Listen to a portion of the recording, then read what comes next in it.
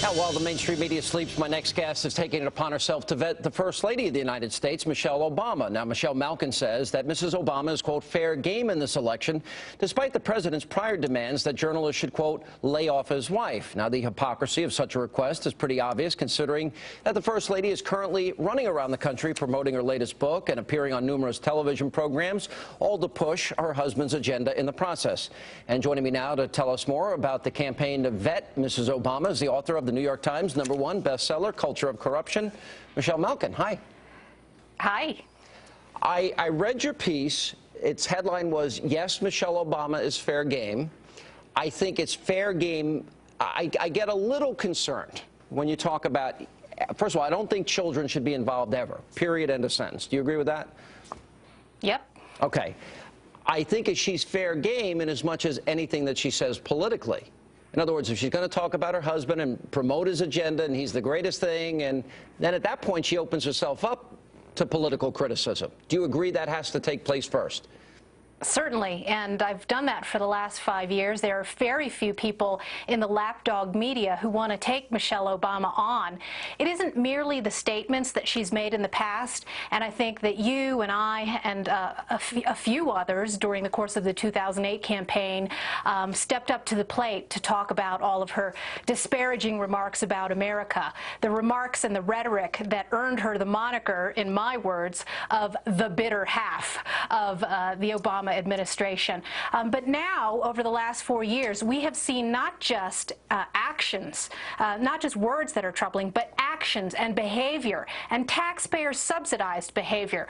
It's the cronyism that she has been linked to. It's the junk science that she has used to use this, her bully pulpit to bully food corporations and parents and schools into pursuing the Service Employees International's union agenda. And I talked extensively about that over the last several years and reported on it. It's the cronyism that was involved in her botched attempt to try and get all of her Chicago cronies the Olympics, and how that would have benefited the many people who have been associated with the Chicago team from day one. But you refer to her as the bitter half. I also think another issue involved here that we haven't discussed is their extravagance. If we go back, and the issue came up about, for the first time in my adult life, I am proud of my country, and she said it twice, not just once. Right. That bothered me. Let's remind people of what she said. And let me tell you something. For the first time in my adult life, I am proud of my country, because it feels like hope is finally making a comeback. I mean, that reminded me a little bit what Barack said in San Francisco. Didn't think mics were on about, you know, bitter Americans clinging to their guns, Bible, and religion with an antipathy to those that are not like them. What do you mean by she's the bitter half? Is that a bitter statement?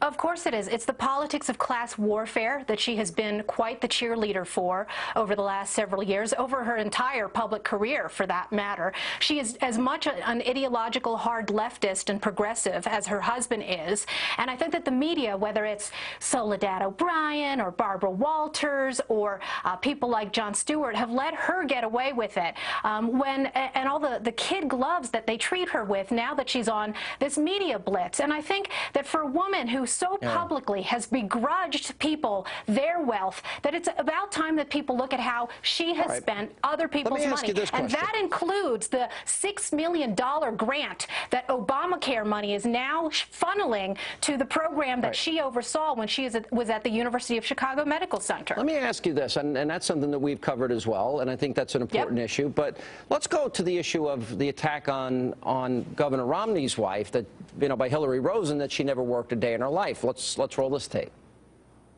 What you have is Mitt Romney running around the country saying, well, you know, my wife tells me that what women really care about are economic issues. And when I listen to my wife, that's what I'm hearing.